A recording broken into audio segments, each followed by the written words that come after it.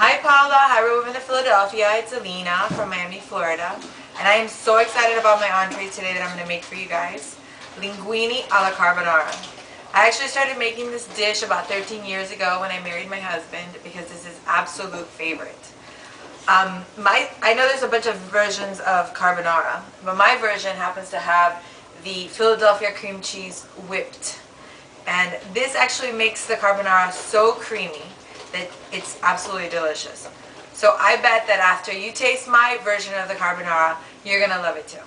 So girls, first we're going to start with a pot of boiling water. And we're going to put a certain amount of sea salt in it. I like to use sea salt just because of the flavor. You want enough water that's going to cover your pasta. And you want about 1 or 2 teaspoons of salt, should be enough. So we're going to go ahead and in this pot we're going to put half of a 16-ounce box of linguini.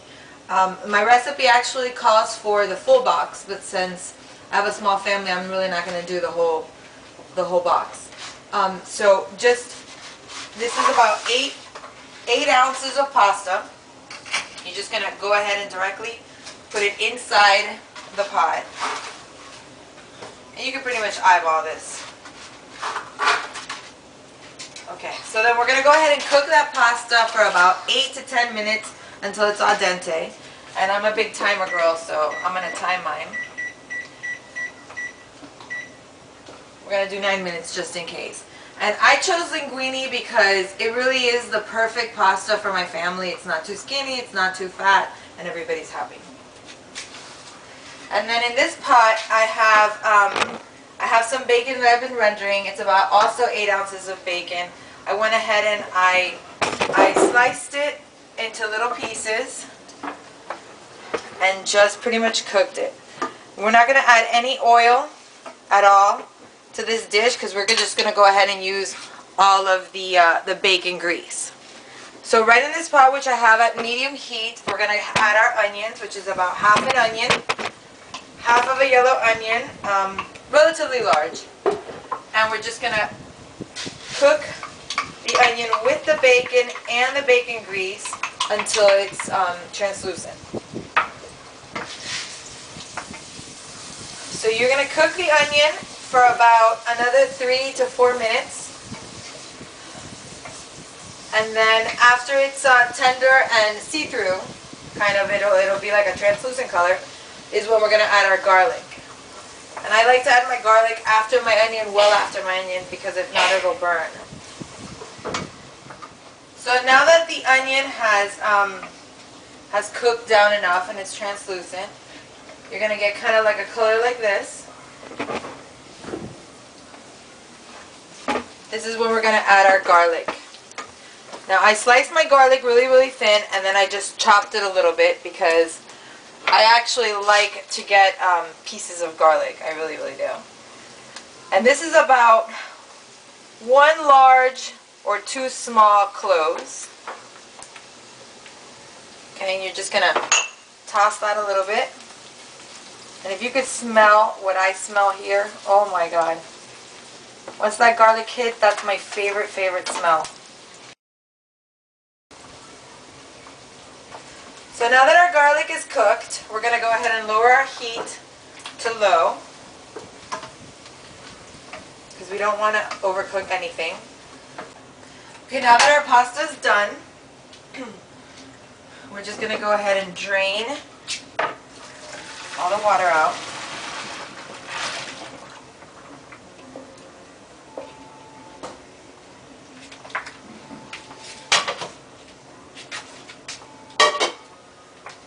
You just want to make sure that all the water's out, because you want this to be a really creamy dish, not a wet one. Okay. Now, all the water's out.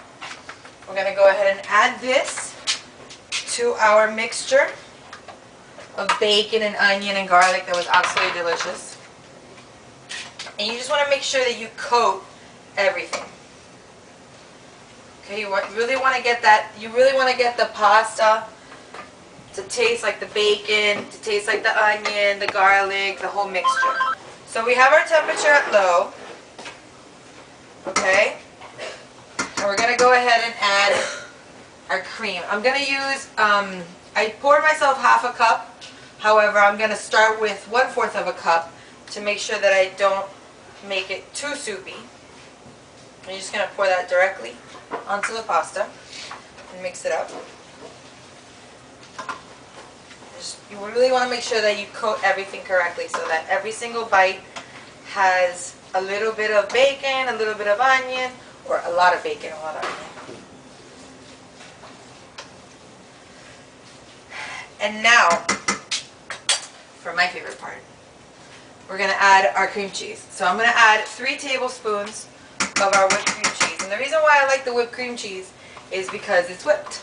So it actually melts really, really well and gives it such a creamy flavor, and it really coats it evenly. So there you go. And now you're going to mix that also all together.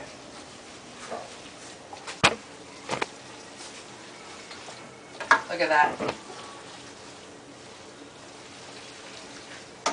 You're going to die when you have this. It's so yummy.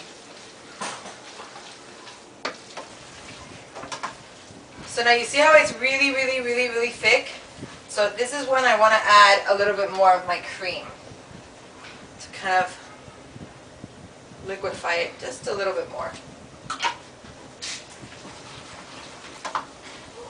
Okay, so now that every single pasta has cream, this is when I'm going to go ahead and add my spices. And I'm only adding to this salt and some white pepper. You could use black pepper if you want, but I like the white pepper so that you don't see a bunch of little black specks, because the beauty of this dish really is its color. So I'm going to do about half a teaspoon of white pepper and about half to 1 whole teaspoon of salt. And then, you know, you can always add later if that's not enough for you.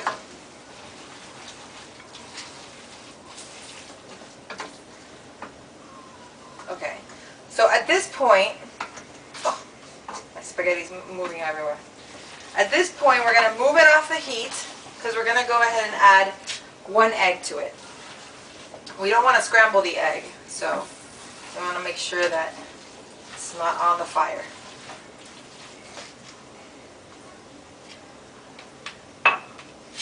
You pop your yolk and just really just fold it in to the dish, and you're going to see it starts getting glossy, and it just gets even creamier now.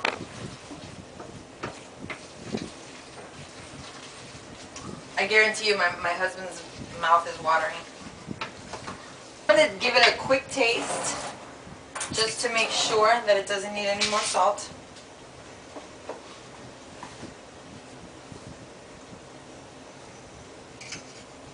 There's no non-messy way of eating pasta, right? Oh my gosh, so good. It doesn't need anything. Okay, so I'm going to go ahead and plate this, and we're ready to eat. So now that our carbonara is done, I'm going to go ahead and plate it. Look at that. I never understood how delicious carbonara was until I learned how to make it. It's just crazy. And I'm just going to finish it off with a little bit of basil. Nice sliced. And now, I know you already saw me taste it, but I'm going to have to taste it again. Okay, so Paula and girls, this is my linguini alla carbonara. Like I said, this is never meat.